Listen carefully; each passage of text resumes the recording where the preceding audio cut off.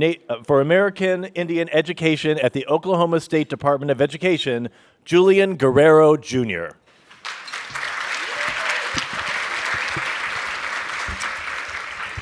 Good afternoon, everyone. All right. Ha maroeka naniatsa yani suada. My name is Julian Guerrero, and I would like to, with my most sincere gratitude, thank the Native American Student Advisory Institute, as well as the Advisory Committee, for allowing me the time to present some closing remarks. I hope each and every one of you have enjoyed the time here at NASI 2019 in Tulsa, Oklahoma. You know, I really believe we're on the verge of a new chapter for all Indian education across the United States. I believe our students and are a generation of dreamers more than critics, a generation of thinkers more than doubters, a generation of players more than sideliners. We believe in our next generation of tribal leaders, our students, and the message we'll tell them is this: that the future belongs to those who do, those who plan, those who care. Their futures belong in the courtrooms, fighting for tribal sovereignty, in the medical labs, seeking a cure for diabetes, in a classroom, educating and ensuring Indigenous stories are told right. That is why we believe in Indian Ed. Because what we do here today, what you guys have just done here at NASI, you've given everything to education, the system, in the hope of strengthening it for the futures of all of our sovereign nations through education. That is why we believe. That is why we make every effort in our waking moments to invest in our children. And by doing for them, by planning for them, by caring for them every step of the way, because we do these things not because they are easy, but certainly because they are hard. We do these things because there is so much at stake when it comes to sovereignty. So much is on the table when it comes to investing in the future of tribal citizens. We do these things because we believe in the future of Indian country as a whole, not just nation to nation. So I'm so excited that our next chapter of American Indian education is going to be a strong one. And between all the milestones that you'll share in your personal and professional lives, there will be a countless focus on groups, brainstorming sessions, webinars, consultations, collaborations, all for a single belief that our best days aren't behind us, when in fact they're waiting for us. So I want you to know that you being here today at NASI gives testament to everything our tribal nations need, especially in a time when our citizens find themselves sometimes in a struggle with literacy, the mathematics, and the sciences. We have a duty to change that. We must connect the dots, connect to each other in hopes of uniting an often noticeably divided world. Connect those dots through education. We are all together collectively tribal nation builders. Nation builders at a time when we need it most. When our sovereign nations are threatened by political collapse, and you know what I'm talking about, all the drama. Your education ensures that a collapse does not happen, will not happen, because it cannot happen. So, a collapse of any sovereign tribal nation would mean everything that our ancestors have fought for would go to waste. And you don't want that. I don't want that. We do not want that. So, my friends, my NASI colleagues, let's write the next chapter for Indian education in the United States together. Where standards are high and fears are low, let's write a chapter founded on ethical principles that will carry us far into the 22nd century and dedicate our efforts to safeguarding our next generation of unborn relatives. We do this not because we can, we do it because we must. It is your duty, it is our duty, a moral one, a destined one, a healing one. So I want to assure you that your presence here today is not just happenstance. You being here today is representative of hope. Although there are empty seats somewhere in this room, this means next year we'll fill them with bodies, more advocates, more students, more family members. the last parting statement I would like to leave with you today is that tribal nations invest in communities, not just their communities, all communities. Tribal nations invest in people, not just their people, all people. They build enterprise, experience turmoil, but yet again and again they find themselves reborn. And I hope that you, through this conference at Nasai, are reignited by a faith and hope, not just endowed by our God Creator, but by a promise to all tribal cultures and destinies that will extend deep beyond into the future. And with so much at stake founded in the future of each of our nations, we find ourselves together, facing the greatest challenge of all, educating our indigenous children, educating all children. So in every aspect of our work, we see remarkable possibility. We see a future. We see a potential for more. When we see this, we work with our Native youth. We advocate with them. And too, alongside their potential, we see every challenge they'll endure as they matriculate grade to grade, opportunity to opportunity, and despite our worry that Indigenous children will endure. That is why we believe. So, my colleagues, my relatives, I ask you, let's go write the next chapter for Indian Ed. Thank you very much.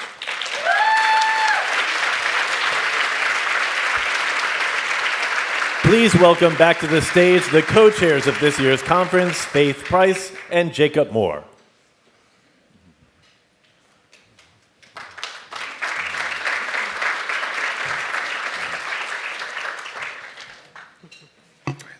Okay, good afternoon. I don't know about the rest of you, but this has been an exciting 2 days. And I'm not just talking about the flash flood warning. There's been so much knowledge shared. That's the thing I've gotten the most out of in this conference, is we've got such good work happening out there in Indian country from every corner of this big country. I have heard from folks that are doing wonderful research to try to see how to better serve our students. I've heard from folks that are trying to work hard to make our campuses and institutions a more welcoming place for our students. I've heard from folks that are striving to make sure the Native voice and our youth voices are being heard in the system, of educational system. So I just want to recognize all of the good work and all of the wonderful people that we've heard from and all the inspiration. And I hope that you all are leaving energized about the good work that you're doing. I've heard from folks that are doing so much more on top of their jobs just because of the passion that they have for our youth. So I commend you all for what you're doing. I really enjoyed meeting everyone.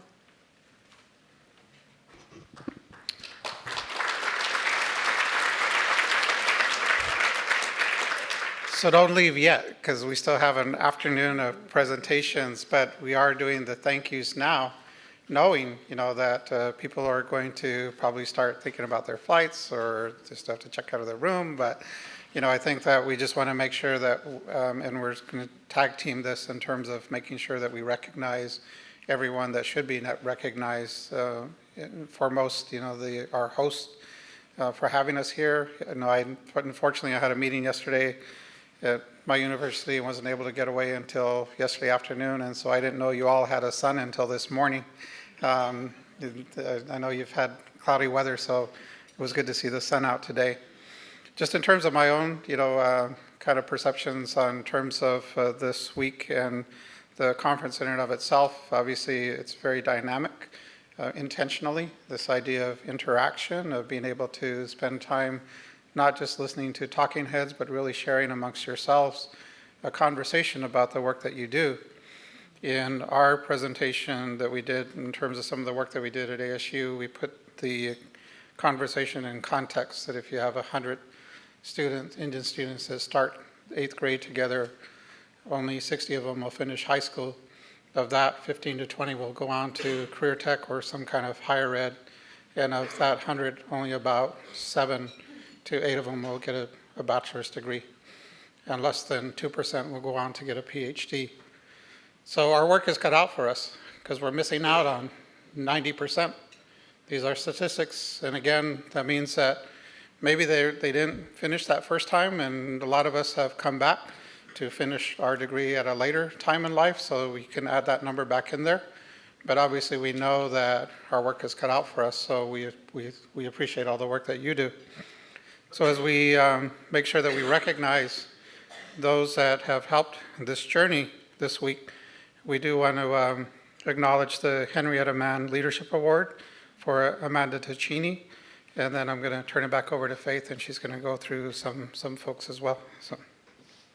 Okay, we also wanted to thank everyone who's helped expose us to the tribal cultures, the many tribal cultures here in Oklahoma, including Miss Indian Oklahoma, the Muskogee Color Guard that was here yesterday, the Tulsa Powwow Club, our storyteller still yet to come, Chuji Kingfisher, and also the Cherokee Hymn Singers, as well as some of our amazing plenary speakers, including our young people panelists, the Indigenous Student Voices panelists. We want to commend those young and very accomplished and impressive panel and thank them for their work that they did on developing the guidebook for future generations. So Kendall, Courtney, Ashley, Rachel, Megan, and also Brian, our moderator, thank you all for presenting and sharing with us.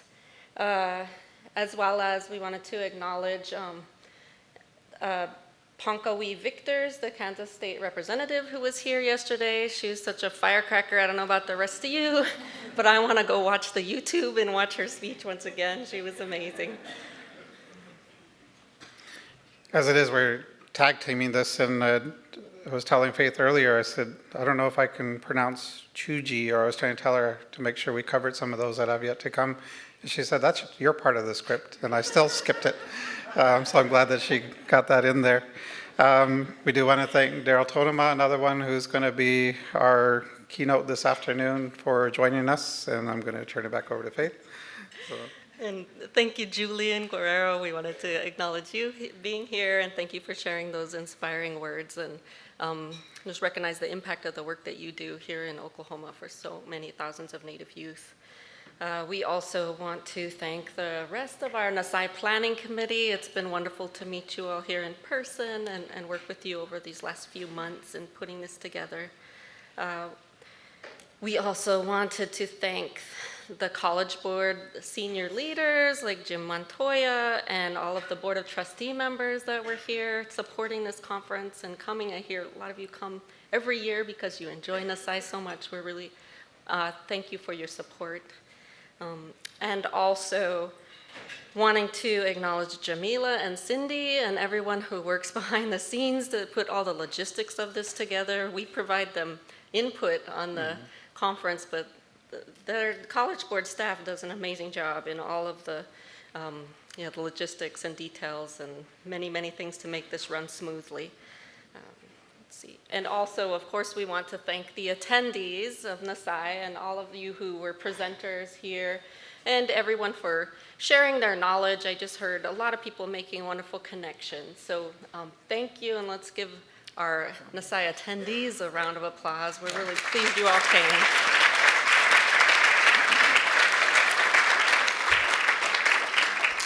I feel like we're at the academies because our list still keeps going. So I also want to thank Faith as well as being the co-chair and really carrying a lot of the load for this year. And again, for anybody that hasn't planned a national conference yet, you haven't lived until you put together a national conference. Obviously, it takes a lot of hard work, and this conference is Nasai is very well done, and we want to thank again Jamila and Cindy and the rest of the WestEd, I'm sorry, not WestEd, the College Board, it's my other board, for all of the work that they've done. And we want to start thinking about next year.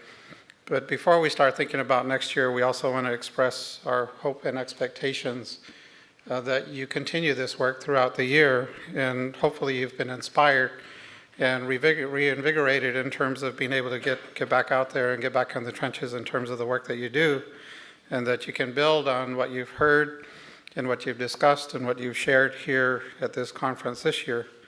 We hope that you stay involved with Nasai, and that we make NSI the premier educational conference focused on American Indian, Alaska Native, Native Hawaiian, and Pacific Islander student achievement at all levels, K through 12, higher ed, everything in between. So again, we just want to wrap this section up in terms of the thank yous for all that have helped participated, and to know that next year's event is going to be in Arizona. And we will be, yes, let's give out a shout out to all of our Arizona folks. So put on your calendar, June 4th and 5th, 2020. This next year is going to be held at the Sheraton Wild Horse, actually the Sheraton Grand at Wild Horse Pass out in Gila River. If y'all haven't been out there, it's a great facility. It's located on the Gila River Indian community. It's a nice resort. It's got a golf course for those that golf. And the conference center itself will all be in the same space. It'll be, the conference center, the hotel is all there. So it's June.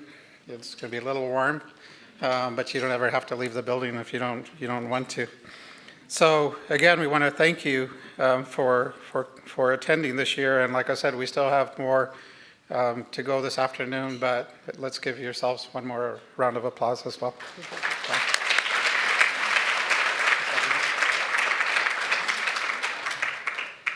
Thank you, Faith. So next I'd like to do the introduction for our keynote for this afternoon for Daryl Tonema. So we're so pleased to have Daryl Tonema as our closing plenary speaker. And Daryl's a good friend. He's spent some time in Arizona, and we were just talking, and he said he's going to be back in Arizona in a couple of years, so we're looking forward to having him back. Daryl is as accomplished as he is talented, so I'm going to try and capture a little bit of his background before we bring him up to the stage. So Dr. Tonema has several degrees, including a doctorate in counseling psychology and cultural studies.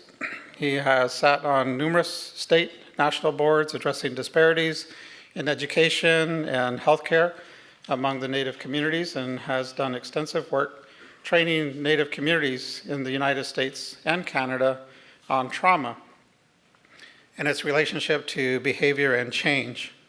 He has trained at hospitals, universities, colleges, high schools, elementary schools, communities, and grassroots organizations. He is the owner of Tonema Consulting Group, an organization dedicated to increasing wellness in Native communities. He has expanded his work to behavioral health, to behavioral telehealth, to extend services to communities that may not have access to care. In addition to his education and health work, Daryl is a very accomplished musician and performer. He has appeared in 3 movies, a television series, and was lead actor in 2 New York stage productions. He has recorded 10 award-winning CDs, is the founder of the National Native American Children's Benefit Concert Series, has written a book on leadership, and currently is working on a 12-part documentary series telling stories of empowered Native people across the United States and Canada. One of these days, I just want to grow up to be like Daryl Tonema. So, whether reaching out to Native communities through his many workshops and speaking engagements, or pouring it all out on stage, or in front of a camera, or in a recording studio, or putting pen to paper, Tonema's personality always shines through as a man with a creative spirit, a compassionate heart, and a passion for life in his many pursuits. He will be both speaking this afternoon and performing for us today. So please welcome to the stage, Daryl Tonema.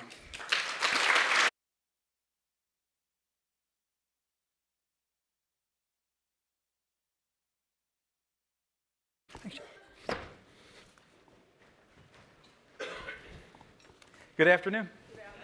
And am I up and running? Can you hear me? Sounds like I'm good. My name is Daryl Tonema. I am Kiowa Comanche in Tuscarora. Kiowa Comanche from right here in Lawton and Mears, Tuscarora. My res is in outside Niagara Falls, and we have one person from my res here today. Can you scream? So you guys come out and buy some gas. I was super impressed, Julian, that you had your speech on your phone. I got this from Walgreens around the corner. 99 cents. How much was your phone?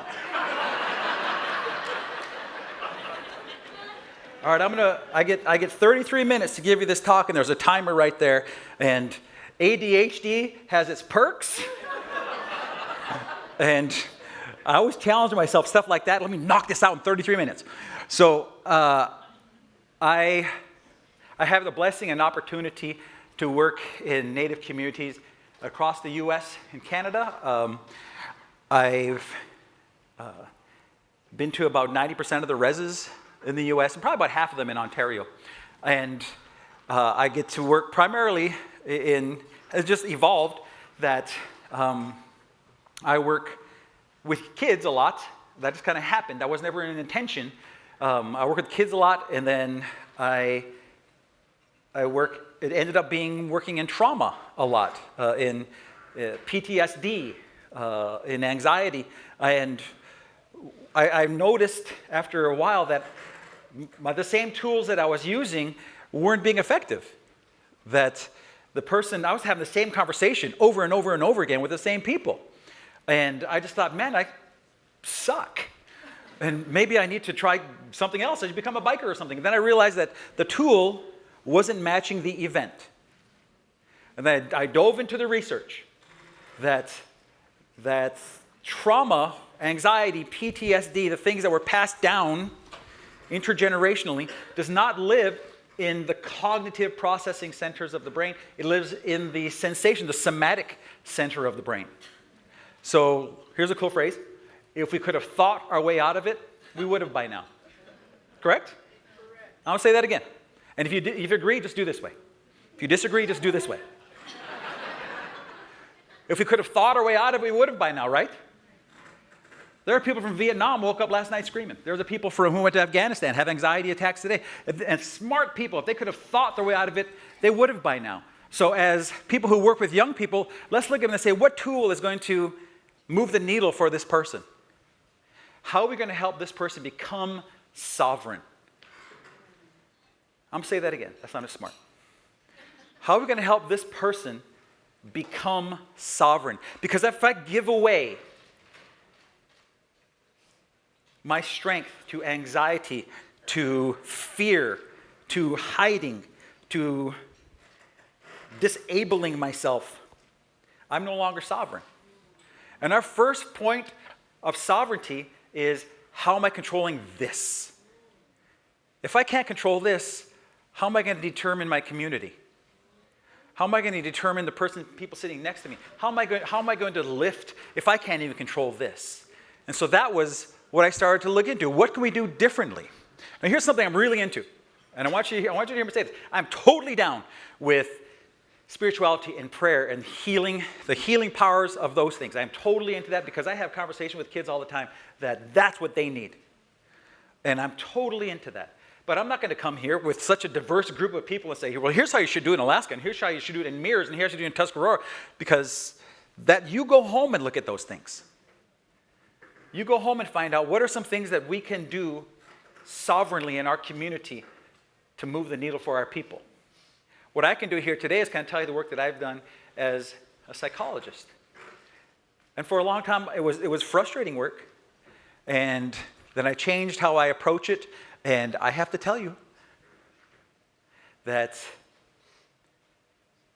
this has been the most rewarding season of my professional career. I get to talk about trauma and smile about it.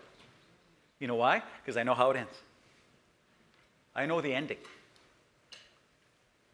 And we don't have to fear it. There's nothing for us to fear about it.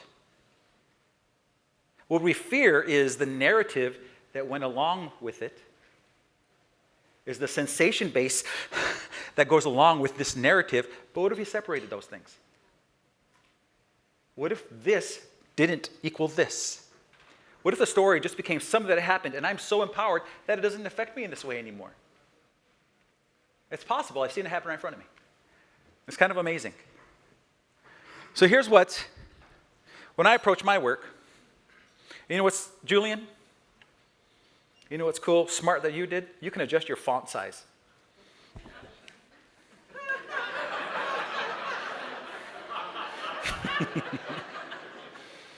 Okay. So I'm into that. Here's what I'm not into. I'm not into people saying, we've been like this for 500 years, it's going to take us 500 years to get out of it.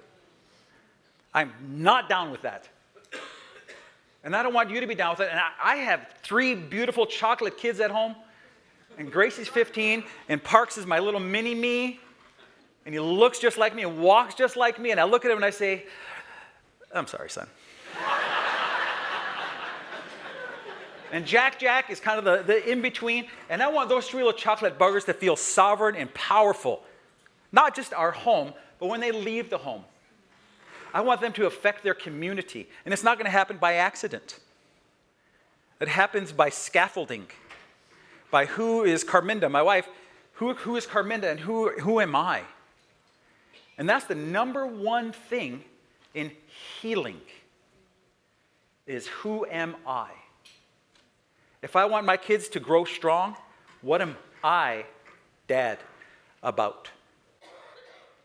So what I want us to understand this is to go from dealing to healing. I'm going to say that again. I need to see some head nods. I want us to go from dealing to healing. Dealing is, let me hide and wait till it goes away.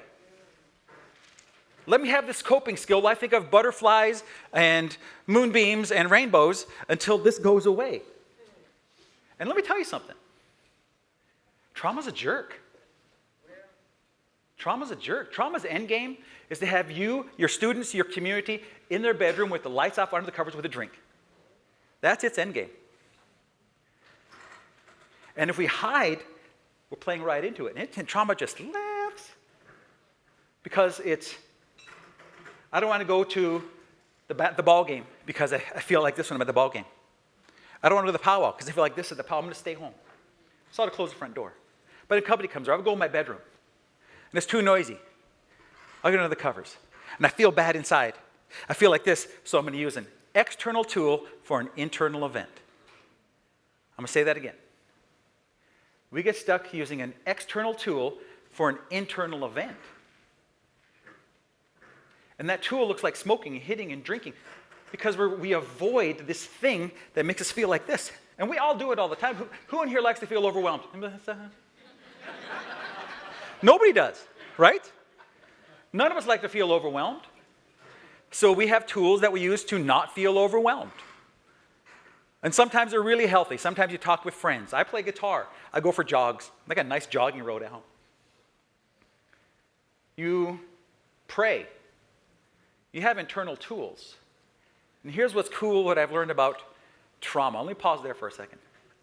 I keep calling it trauma. I don't even like calling it trauma because even just the word trauma has all these connotations in our mind. And it's become so meaningless because your students say, I was traumatized by that test. No, you weren't. You just didn't study.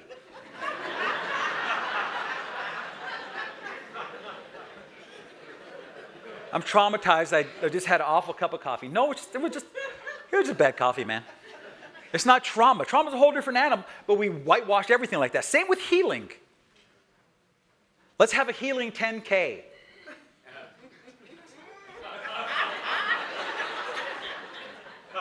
That seems like the opposite. That means at the end of the 10K, you don't have anxiety attacks anymore, right? What did you heal? You're whitewashing that. Healing is a thing where this overwhelm is not stored in me anymore. I am sovereign again. That it's not my bully anymore. That's healing. And you want your students to experience that. You want your community to experience that. So we can go back. Let's just learn from this a little bit then. And then let's learn, well, what do we do about it? So we know that trauma, overwhelm, is passed down generationally. We know that. Science has caught up with what we have called historically as blood memory. Science has caught up with that. This gave it a smart word. They called it methylation, where a protein is squirted into the histone to remember this event, because this event is a big deal. And how do I let my great-great-great-great-grandson know to not do this, to warn them about this? I'm not going to be able to speak to my great-great-great-great-grandfather, so they use the tools they have. And the body says, this is important because your gene pool is important. Your gene pool is created specifically, purposefully. And I got big plans for you, and you need to remember this. So let's mark this. And the histone opens up a protein spray in there, and that's dropped into the gene pool to remember this moment, to remember this event. And in humans, they found that it goes 4 generations. In insect studies, they found it 12 to 13 generations. That epigenetic, the environmental, epi above, genetic, the gene, the environmental influence on gene activation. That things happen around me that affect what I need to survive on a daily basis. And so if this chaos happened during colonization, if it happened during residential school, if it happened during alcoholism in the home, and then traumatized parenting, lack of inability to connect is passed on to this child, that's so important. The ability, particularly the first 3 years, so important for the child to connect to this information that I'm safe, I'm fed, it's stable, you're sober. The world is good, the world is calm. When these aren't being met, genetically it says, I know what this is about. I know what this is, and I'm going to give you every tool you need to survive in this environment. And that's just passed on, generation to the... Well, here's what's cool. Is that tough stuff, yeah, it's in me. It's in you. My great-great-great-great-grandpa was probably attacked by a buffalo down by Mears. Right? And so when I pass a buffalo, I get a hitch in my giddy up when I pass the buffalo. Blessedly, I did not pass one buffalo today. That's passed up. But here's what's cool. Lynn, hear me say this. If I stop this talk right now, I've just identified the problem. I said, here's our issues as Native. We had a lot of tough stuff, and that's where we are. And that's one-dimensional. If somebody talks to you just that one-dimensional, and then they leave, tell them not to come back. Because it's got to be 3-dimensional. It's in our lap. What do I do about it? It's sitting in front of you as a counselor. What do I do about it? Because if you leave them hanging, that's not sovereignty. You just contributed because you weren't safe enough to help them move forward, to help them venture into the next thing. So here's what's cool about this, is that we help ourselves, my kids, our students, recognize that they, not only was the hurt passed, but all that strength was passed down. That they survived this. And then they survived this. And they survived this. Parks didn't just inherit my nose. He inherited everything that my dad and mom went through, and his dad and their dad and mom for 1,000 years. And so Parks, theoretically then, my kids, your students, theoretically, are the strongest genetic generation of Native people that ever lived. Think about that. We just got to tap into that. We have to let them know that, because if they're coming with doubts, they haven't tapped into it yet. I can't have my kids leaving the house with doubts. You know what I say to my kids every morning? That they're sick of it. Get prayed up, have a strong heart, focus, and try. That's what I say every morning. And now I say, get prayed up, have a strong heart, focus, and they all three at the unison say, and try. But guess what? They know how it goes, man. But my kids, and think about you, your kids, 1,000 years ago, how easy it was to die 1,000 years ago. Everything could kill you 1,000 years ago. A cold, saber-toothed tiger,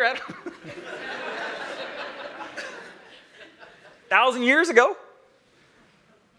Birth. Think how many complications, so many things can go wrong in a birth in 2019. Now imagine that in Don't make me do the math. In 19. In 1019. Imagine how many things would have gone in 1019. This sounds stupid. I'll say 1,000 years ago. How many things can go wrong? In birth. But then just to live during that time. So this person had to survive that, and this person had to survive that, and somehow after all the vast prairies, they had to meet and find each other attractive enough to hook up. And then repeat. So many things go wrong. So many things go wrong. And then birth. So and so. Until this morning, you woke up in a beautiful hotel in Tulsa, Oklahoma. How does that happen? How does that happen? So many things could have gone wrong just this morning that we didn't have this conversation. My plane, it's hard flying into Oklahoma in the summertime. Oh, just period, okay? Because you never know what's going to blow. Wind's going to blow things away, and who knows, floods. Any sign of the apocalypse in Oklahoma is any day of the week.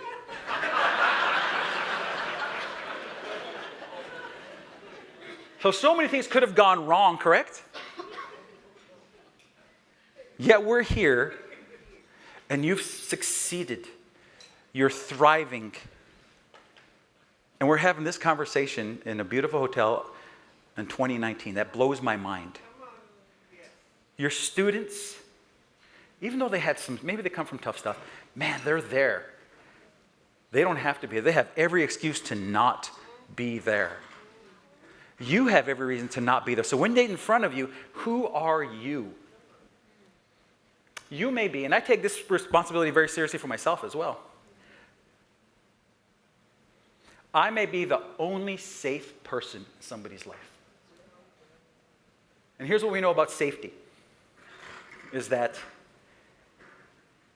the midbrain, the limbic system, the amygdala, the hippocampus. Not so much the prefrontal cortex, because that's where logic lives. Obviously, you seem like a nice person, you're dressed nice, you smell good, your hair's combed, you must be pretty safe. Prefrontally, I can see that. But the survival centers of my brain operate at a whole different level. And they only respond to safety.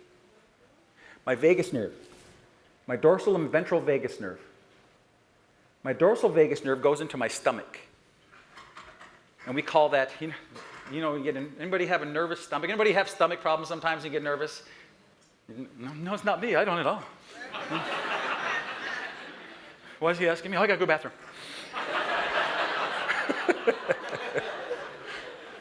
bathroom. The dorsal vagus nerve goes into the stomach. And when things aren't safe, it lets you know. We call that a gut response.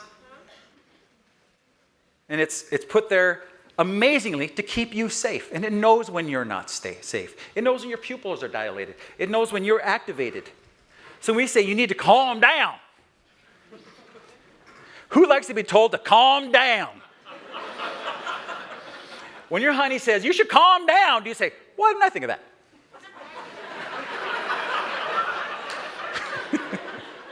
That's a good idea, honey. You probably get madder, correct? Worse matter, whatever. It doesn't help things. So it's better to teach someone how to be calm than to tell them to calm down. But if we're raised in chaotic environments, we don't have that internal tool. So I go out looking for external tools.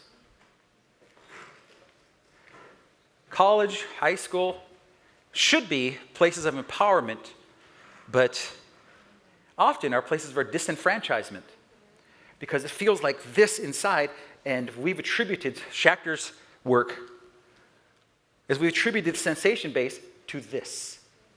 I fired and wired, education means this, and I avoid this. So I won't come back after Christmas. Because why would I go someplace where it feels like this inside of me? My whole vagus nerve is on fire. My amygdala, my limbic system's on fire and it feels really uncomfortable, and it's because I go to that place where you guys are. So when they come see us, part of what we do is, part of our job is we need to be safe and we need to teach them tools. We need to show them the way. Because, yeah, we've had a lot of intergenerational stuff happen to us. And I'm not going to go back and change the past. But what we can do is say, here's where we are right now. Let's unplug some of that charge that lives in us. That's what we have the capacity to do. And I know as a psychologist, we can talk about what's happened over and over and over again till we're blue in the face. But hear me say this. The event is over. The trauma is in me. I'm going to say it again. That's not as smart.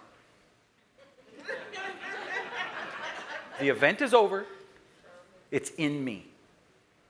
I'm the one carrying it forward. And I love my kids too much for that. You care about your students too much for that. And what's really cool is we can have conversations now that we didn't have 10 years ago about the firing and wiring of overwhelm in the brain. And what trauma does, being a jerk, it integrates when things should be separated and separates when things should be integrated. The mind and the body get separated. They should be integrated. And it integrates this story with this overwhelm. And those things should be separate. They should be separated. And so what we can do is help them lean into it. But they don't do that till they're safe. So your office, your staff, if we want to start turning the tide, who are you? Who are you? And sometimes you got to do your own cooking. Sometimes maybe you're not ready yet. So what we want to do is teach our students to turn into a little bit, to lean into it a little bit. Now we do this therapeutically, but we can teach them at a different level is what is that about, and where does it live, and what's it feel like?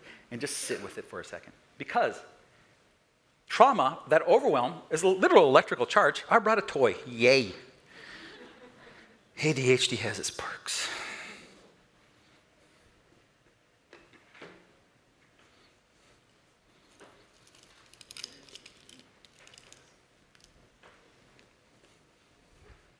So here's me.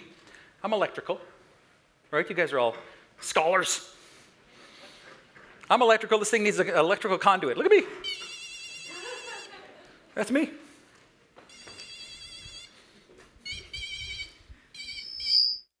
So, now why doesn't that work? You're dead inside, aren't you? I came to the one person in the room who's dead inside. Hold my hand. Okay, now you touch that side. And touch her with your other hand. And touch her. You go around the table here. Okay, hold that up. Okay, isn't that cool? If you want something like this, there's a scientific warehouse. I think it's on the 44. It's called Cracker Barrel.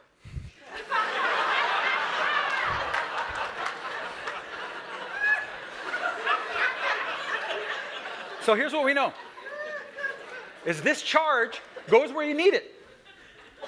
This charge goes where you need it, and when there's a traumatic event, the body believes it needs to go to the survival center of the brain. If we don't release it, it just takes laps. It just takes laps the rest of our lives. Waiting to finish, lying in wait, waiting to finish. And anytime there's a cue, what we call a trigger, it says, I'm going to give you the opportunity to finish right now. I'm going to make your heart beat fast like you're running. I'm going to change your body temperature like you're running. I'm going to make your breathing shallow like you're running. But we call it an anxiety attack, but it's actually the body trying to escape. Who in here knows somebody who has anxiety attacks? Raise your hand high. Raise your hand high. 80, 90% of the room. Wait, is it all the same person?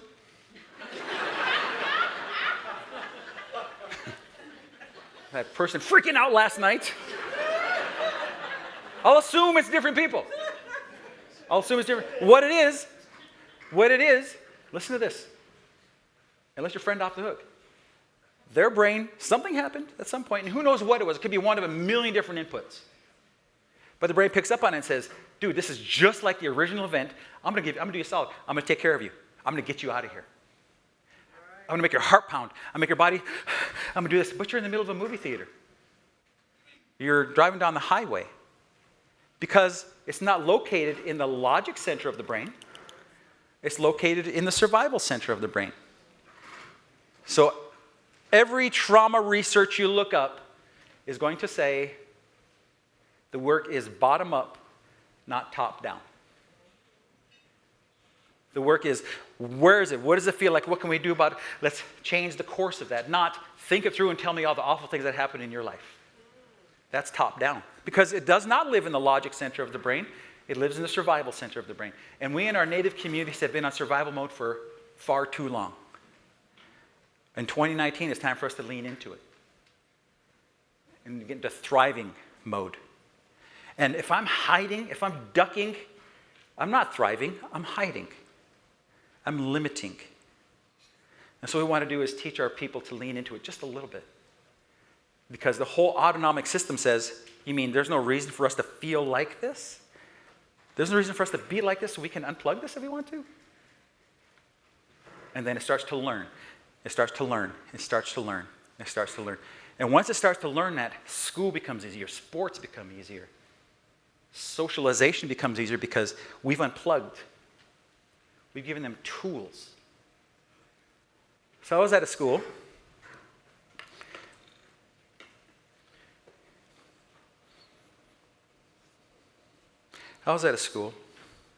And I work with a lot of kids who are traumatized. And so I see them at their most activated. And I don't call it agitated or freaking out or crazy or anything like that, because activated just means that electrical charge went someplace out of necessity. It picked up on something that says, dude, I need you to survive. I'm going to give you everything you need to survive. It thinks it's doing them a favor. It thinks it's doing them a solid. So then,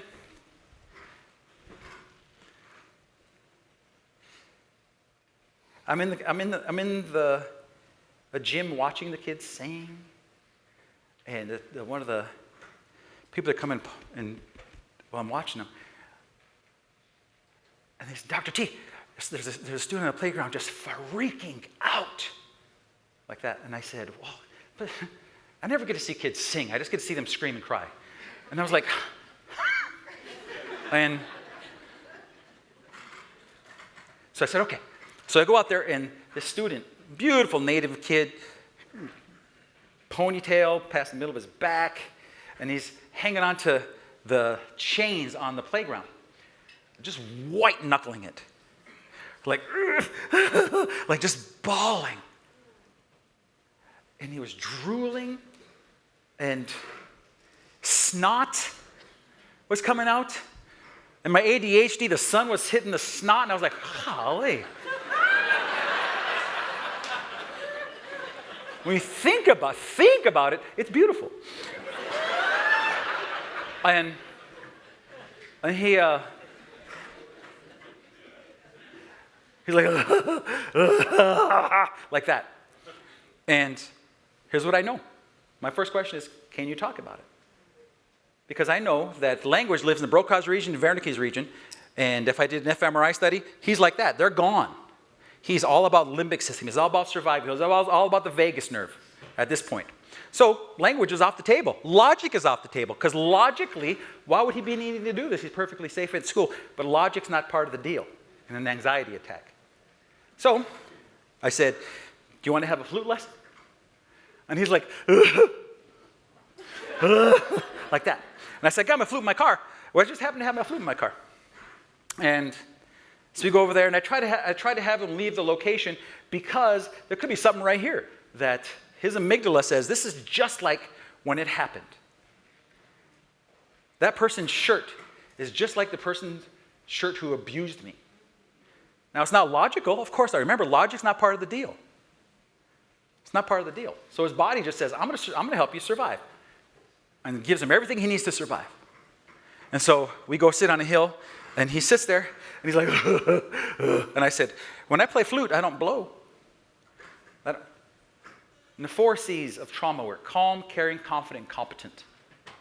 Calm, caring, confident, and competent. I want to think of 3 more C's because I want to write a book called The 7 C's of Trauma. Huh? So if you can think of other C's, let me know. Because right now it's camels and I need a couple more. So I said, he's social referencing me. What am I about in this moment? If I'm saying, why are you doing this? Why are you doing this? Why are you doing this? What happened? Is it going to make things better? No, because the logic and language, I'm asking all sorts of logic and language questions. That's got to stop. So I said, let's try this. I said, when I play flute, I don't blow. I said, here's what happens when I blow. And he looks at me again. I said, is that pretty? I said, here's what I do.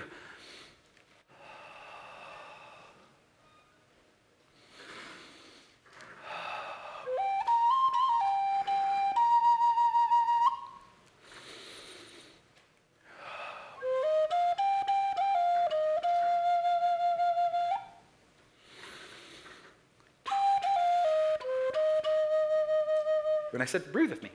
And so every time you hear a note, just breathe like this. So we started doing it. And you could see him coming back. The autonomic system where all this is occurring, we pendulate, we bring him back. Here's the sympathetic, here's the parasympathetic. We're trying to engage the parasympathetic system because that's where calmness lives. And so I said, you want to try it? And here's where the whole thing almost fell apart. Snot?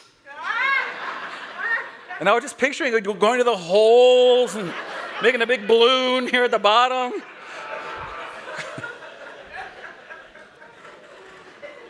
I gave him that flute, just so you know. And he starts playing. And first he was like, and I said, no, breathe. And he said, breathe. And I said, lift a finger.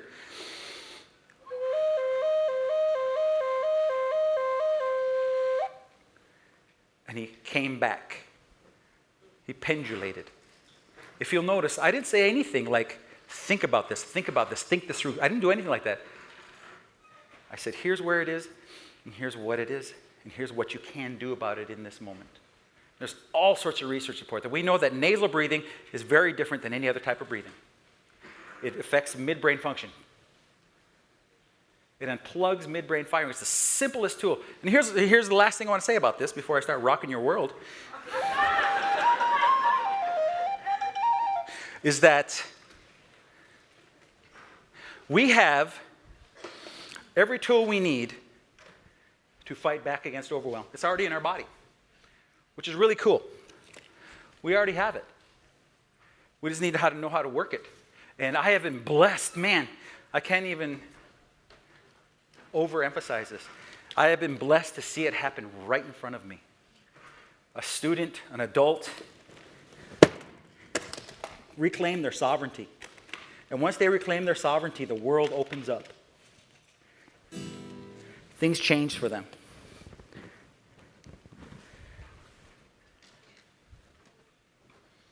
So, they said, can you segue smoothly into start playing music? No. But I can just start playing. So music became part of my own journey. And how would I think and how would I express myself? And how would I maintain my own sovereignty? And I started writing songs. I have now written 10 CDs. And thank you for your support.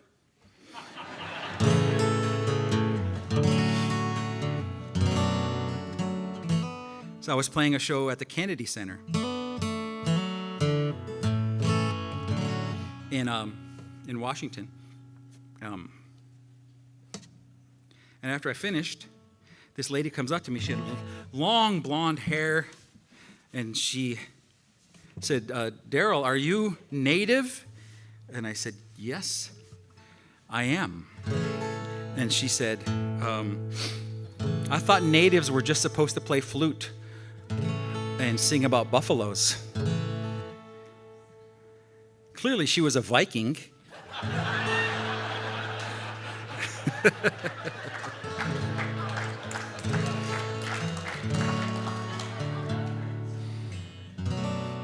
So she walked away, and I thought about that. And I thought, a definition of oppression is when one group determines expression or outcomes of another group. And a definition of internalized oppression is when this group buys into it, believes it. So in front of all you smart educators out there to help our Native people, I'm going to sing whatever I want to sing.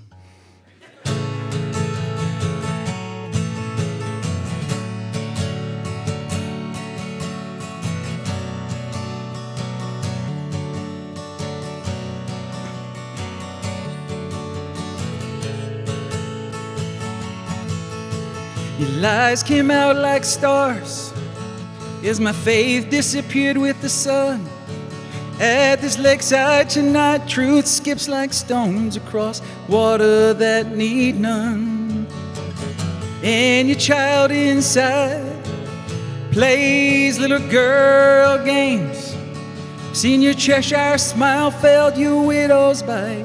The air of truth is fear tonight, and I know it turns to dust with the light, and I know you lead me around tonight. Oh, I'll follow you like the moon.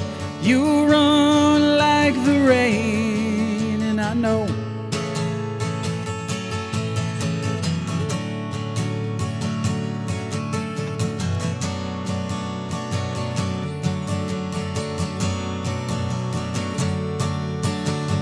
and the games we play grow like rivers in the rain. At this bedside tonight, truth creaks like bones. Without use remain unknown. Between the truth, you and me, someone always leaves this dirty playground rust with time. Recall it's your dotted line, not mine, and I know it turns to dust with the light, and I know you lead me around tonight. I'll follow you like the moon. You run like the rain, and I know. So watch what you say, and I'll watch what I see. Face the price we pay. You don't know what I'll believe. Turns to dust with the light, and I know it disappears with the night. Oh, I'll follow you like the moon. You run like the rain, and I know it turns to dust with the light, and I know it disappears with the night. Oh, I'll follow you like the moon. You run like the rain, and I know turns to dust with the light, and I know it disappears with the night. Oh, I know.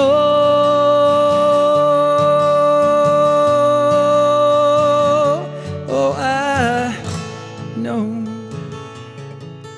I know.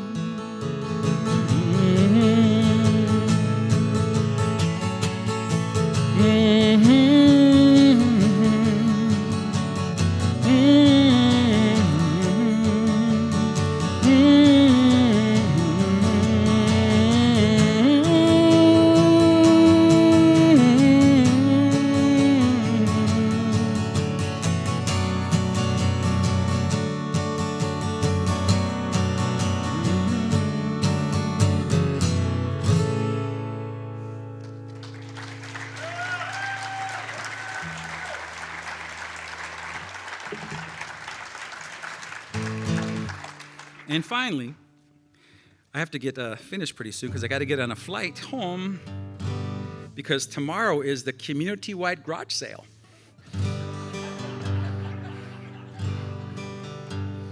I'm not having a garage sale, but I'm going. So as I was sitting here figuring out what song I wanted to play,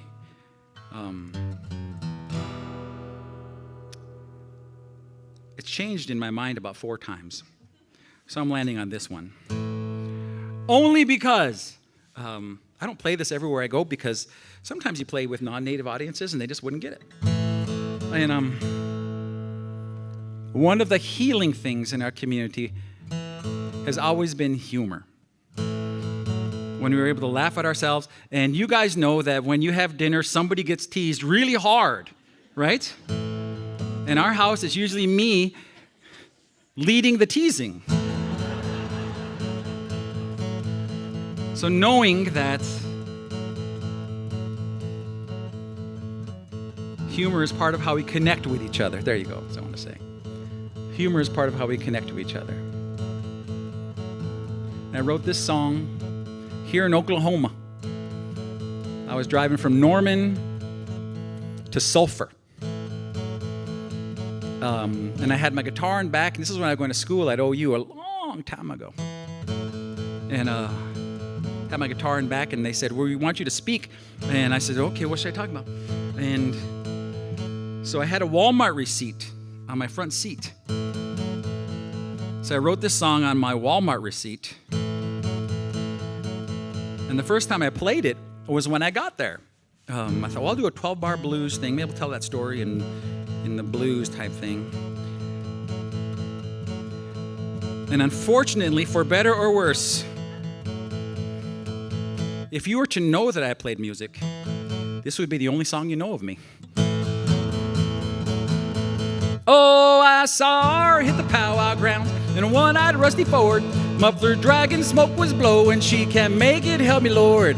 And when she finally parked, about 100 skins got out. And all the boys was staring, they just made me want to pout. She said she wants some corn soup, I got fried bread in a bag. Won't you come and be my one and only powwow snag?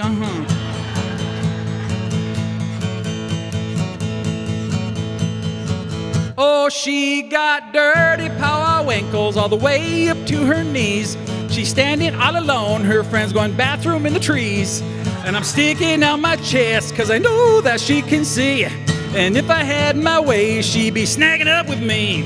She says she wants some corn soup, I got fried bread in a bag. Won't you come and be my one and only powwow snag?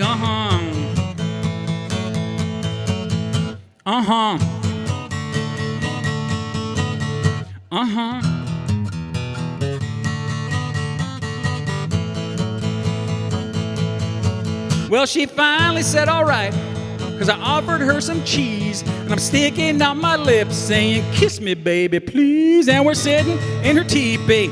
I say, you're so pretty, and she just looks at me, and all she said was, hey. She said she wants some corn soup, I got fried bread in a bag. Won't you come and be my one and only powwow snack? She said she wants some corn soup, I got fried bread in a bag. Won't you come and be my one and only powwow snack? She says she wants some corn soup, I got fried bread in a bag. Won't you come and be my one and only powwow snack?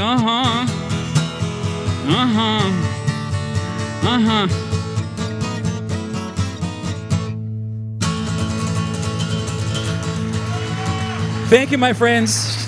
Take care of each other, take care of your students, and my time is over. Thank you.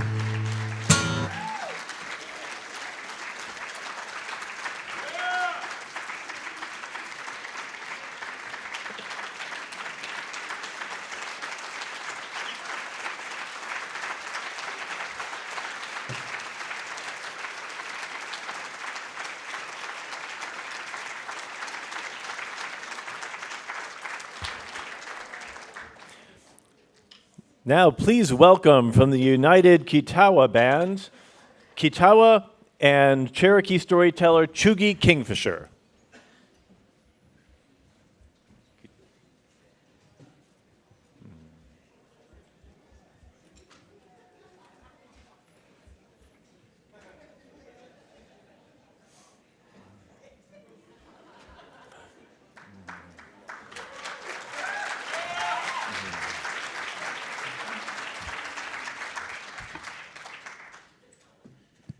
Man, they got all this pretty stuff sitting up here. And I laugh because it's Katua.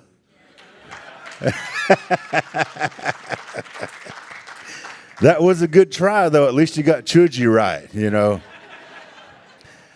I want to say what a pleasure it is to be here. This thing right here, boy, that kills me. Man, I'm just a country boy from the woods of Cherokee County. And to see this right here makes me laugh. I'm going to take a picture with it after a while.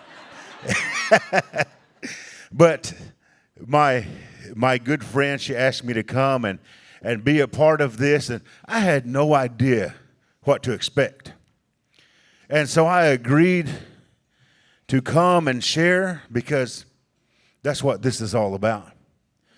I've heard wonderful words. The young man over here came up with his phone, had it on his phone. The next presenter had it on a tablet from Walgreens.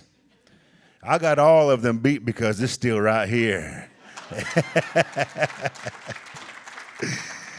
And they're all good words. They're all good words. And you know, my brother, my friend, I'll bring him up here in a few moments. But he said, "You're gonna get that standing nose." Now, I'm just a clown at the end. I'm just here to bring laughs before they take off. But I enjoy what I do. My name is Chuji Kingfisher. I'm a full-blood Katua Cherokee. I come out of Tahlequah, Oklahoma. I grew up, I guess, as country as you can around here. You know, I drew water from the well. I went to the spring to get water in those big old 5-gallon milk cans. Used to warm my water up to take a bath. They were, in the wintertime, it was once a week because it was too dang cold to take a bath. But as I grew up, I was very fortunate because I grew up with my great-grandpa. He was one generation away from the Trail of Tears. Not that that was such a great event in our life as Cherokee people, but it showed me the perseverance of our people, because I'm here. I'm here. You know,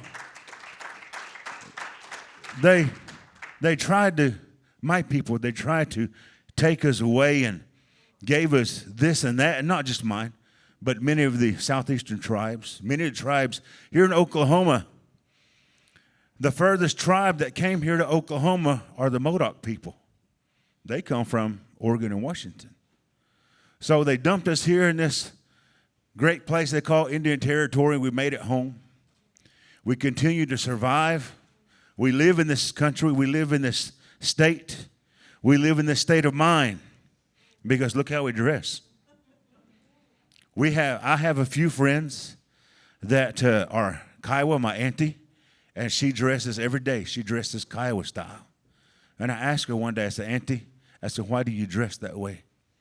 She said, "I dress that way to show them that I will never bend to their will." What a wonderful testimony.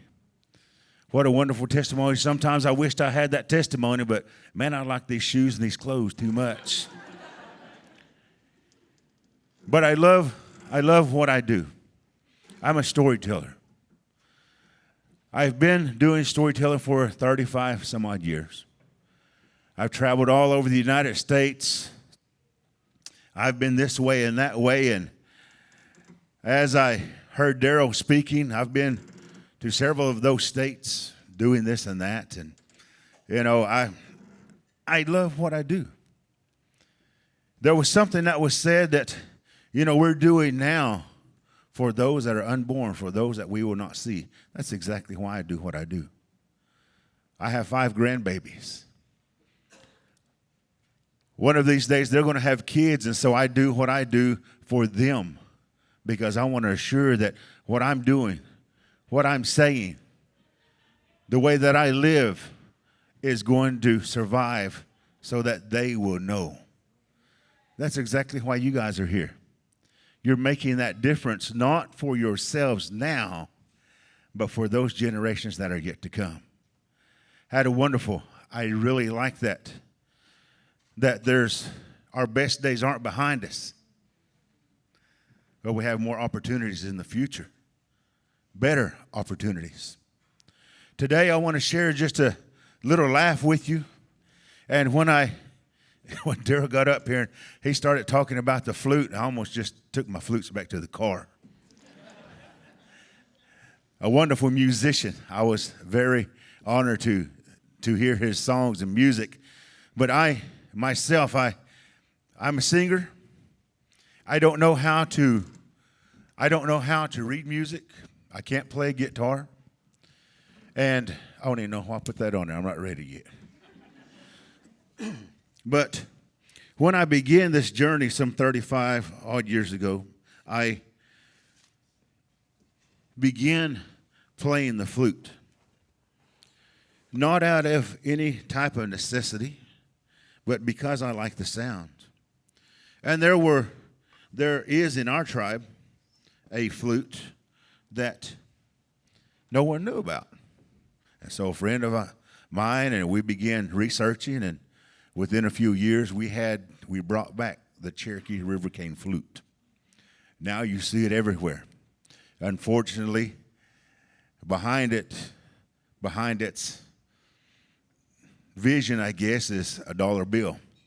I done it because I didn't want to lose it again. And so today, I want to share that song with you. And when I begin to play, like I said, I can't read music. I can sing and I can tell you when my voice is supposed to go up, when my voice is supposed to go down. Sometimes it doesn't do what I want it to do. But I've been singing since I was 5. I am a Southern gospel singer. A long time ago, I used to sing the girly part. Now I sing that low-down bass stuff, you know. But I started playing the flute, and when I started playing, I played from here. I have a great admiration for those that can read music and those that can play and those that play keyed flutes. I play what Mother Nature brought. All I do is help her bring it out. And so a gentleman came to me and he said, I like the way that you play. He said, that's the way our people are supposed to play. He said, when you play, he said, you're praying. And so today, before I begin my story, this is my prayer for each and every one of you.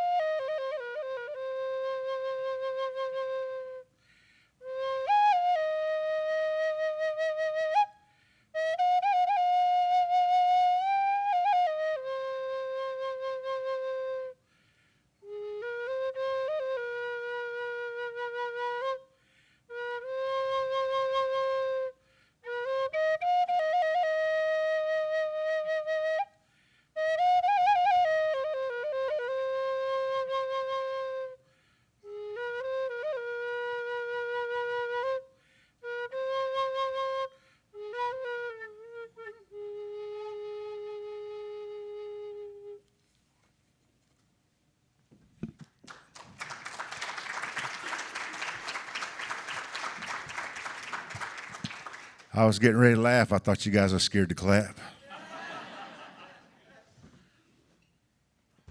I'm going to do something a little bit different. And for those sound people, I appreciate everything you're doing. But I'm going to take you out of the equation right now. As I was standing back there listening to everything, trying to find an appropriate story, because you see, in our cultures, I'm sure as in many cultures, not just Native cultures, but cultures worldwide, there is funny stories, there are scary stories, there are historical stories, there are all kinds of stories.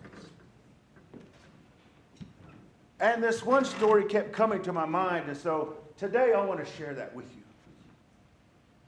Because, you see, we're dreamers, all of us that are here, those that are in attendance, we're dreamers. We are trying to make things happen, and we're more empowered than ever before. If you can't see that, you need to open your eyes. Because we have so many opportunities. If you don't see it, stand right back there and watch those ladies and gentlemen working these things. That is only one outlet of what we as Native people can do, what as students. You guys have so much. But remember, we also have roots. That's why I'm here. Our stories start out something like this. They said that a long time ago when this earth was new, there were only animals here. And these animals, they could walk and talk, and they spoke the Cherokee language. That is why we know these stories, is because the animals told us. They said one of these days when we learn to listen again, the animals, they would tell us more stories. But until then, this was one that was told of how Sally Googie learned to fly. In this big, beautiful pond, there were three best friends. There was Ajot, the fish, Walosi, the frog, and Sally Googie, the water turtle. And in this big, beautiful pond, all three of these friends, they would play tag. They would play hide and seek. Oh, they had such fun because this entire pond was their playground. And every once in a while, Ajot and Walosi would miss Sally Googie. And they would search all over the place, and there they would find him sitting on his log looking up into the air. One day they questioned him about that. Sally Googie, why are you there? He said, have you guys ever thought, as I sit here, what it would be like to fly? Every day I sit here and I watch the birds fly over, and oh my goodness, if only I could fly. Maybe there's another pond on the other side of the mountain. Or maybe I could fly to the sun. Oh, if only I could fly. And they would laugh at him because they said, Sally Googie, you have no wings, you have no feathers. You are a turtle. Be a turtle. Okay. And he would slide off his log and disappear. One day, Sally Googie was sitting on his log. He was admiring as the geese were flying over.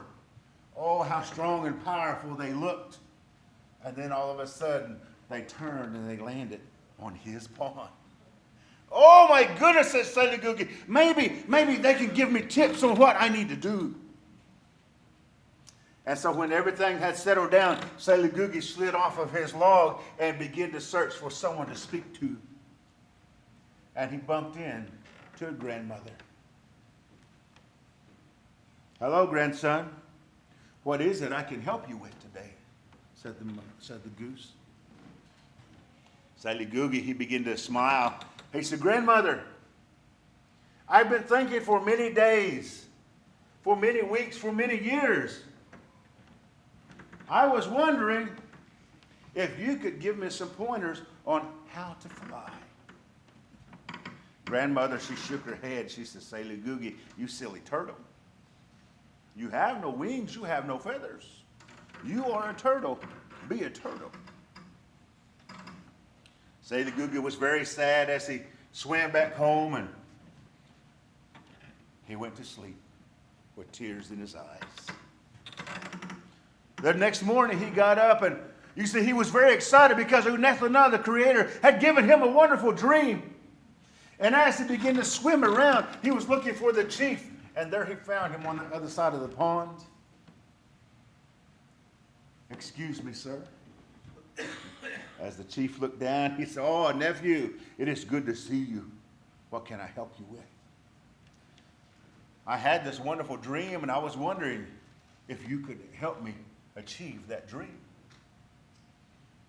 Sally Googie, what is your dream? I want you to help me fly. Oh, Sally Googie, you silly turtle, you have no wings. Wait and listen.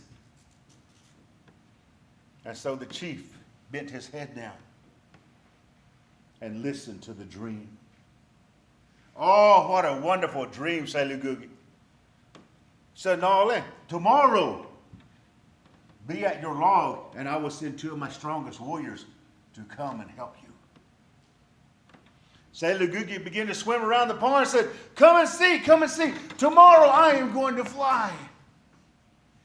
And they would begin to say, Sailor Googie, you have no wings, you have no feathers. He said, come and see. The next morning, there sat Sailor Googie on his log with the stick in his mouth. The geese began to fly off. And two of the strongest warriors broke off and came back, and one grabbed each side of the stick. And they began to fly off with Sailor Googie holding on in the middle.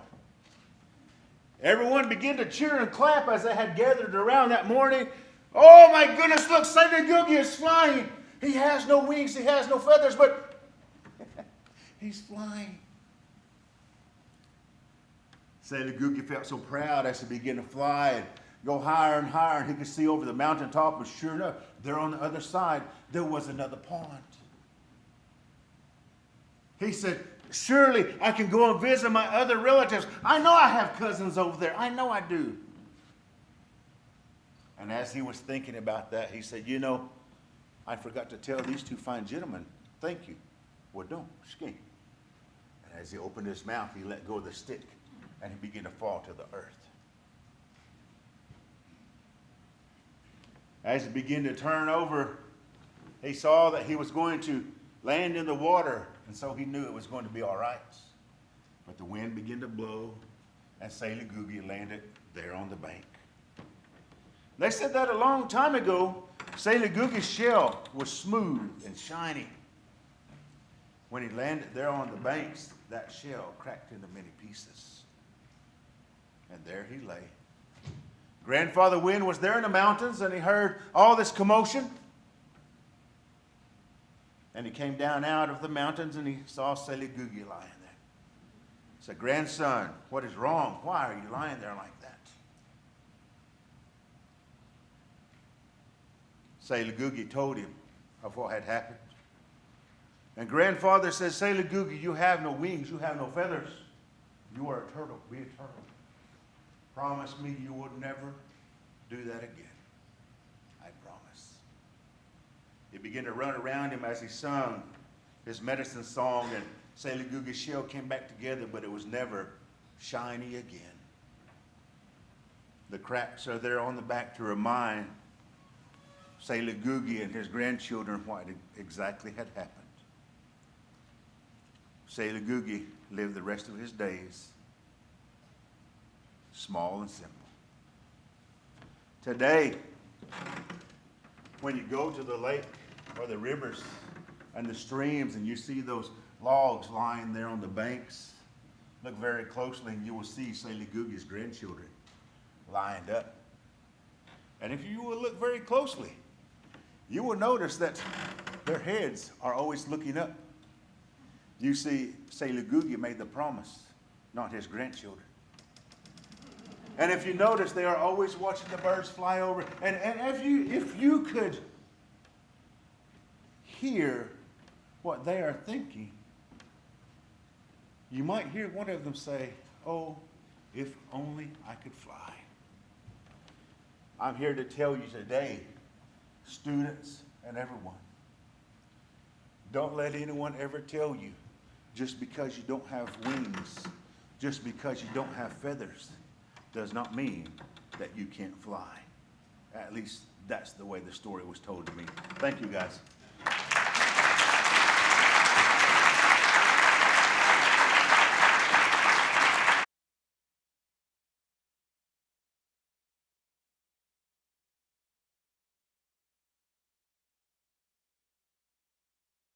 And we are going to share a couple of songs as we go into our closing part. And I've thoroughly enjoyed, I can't see you, but I've thoroughly enjoyed being here with you. And if you ever see me in your part of the country, please come and say hi. If you've never seen me in your part of the country, hire me. If Daryl can do it, I can too. But I really do. I enjoy doing what I do. And Sound guys, I'm sorry if I'm messing up all your stuff, but I know what I'm doing, I think. You want this? You want him to use this? Our sound? Now, this is Mr. Ronnie Livers, and he is from Stillwell, Oklahoma, by way of Tahlequah. And he is, like I said, he is one of our deacons there at church. I've watched him grow up. And both of us, our family sang. My mom and dad went home to be with the Lord 2 years ago. I still continue to sing because that's who I am. Ronnie, he still sings with his mom and dad when his mom and dad feel like it. They're bosses now, you know. But Ronnie and I, we sing together quite often, and apologize for the rest of our group. They had car troubles coming on. If they was going to the mall, they would have made it, I guarantee you. But we're going to sing a couple of songs here, and for our Cherokee friends and family out there, if you want to sing, we're going to sing Amazing Grace at the end. And so we invite each and every one of you up here on stage with us, or you can stand up where you're at. But we, again, this is how we grew up. We don't know any other way. So we're going to share a few of these songs. We hope you enjoyed them.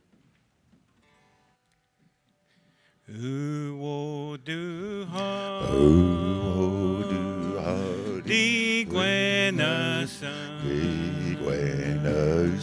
Agitlia Nuehana Ladoaji Galalati Unegia Adanela Di Gwenasan Wijigati Dalineo Dajio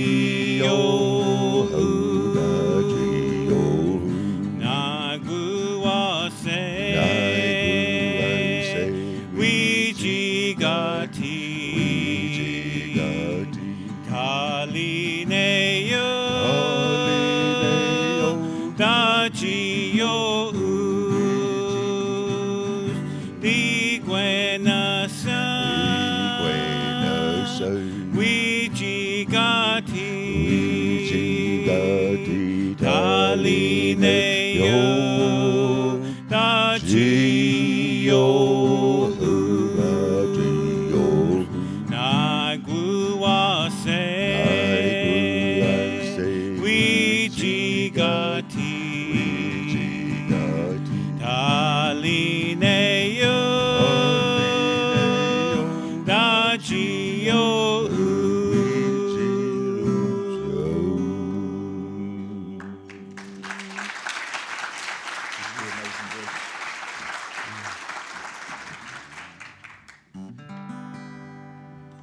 Une lana hiueji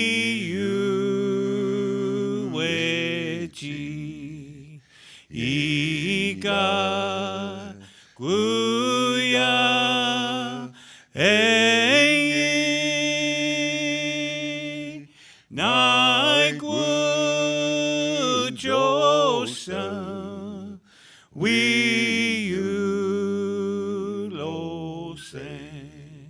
Iga guya ona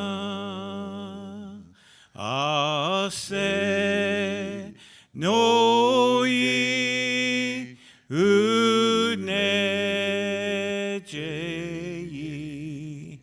iu no du lena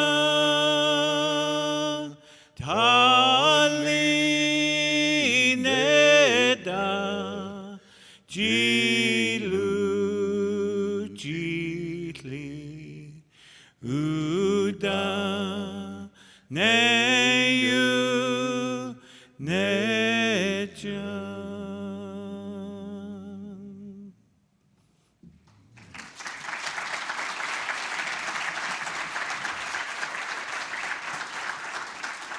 Again, I want to say thank you to the committee for allowing us to be here. Thank you to each and every one of you. I know many of you have many miles to get home. I know Daryl's got to get home for the yard sale, so I admire that. I admire that. But to each and every one of you, safe travels, and in our language, the daughter go until we see you again. Safe travels. Thank you.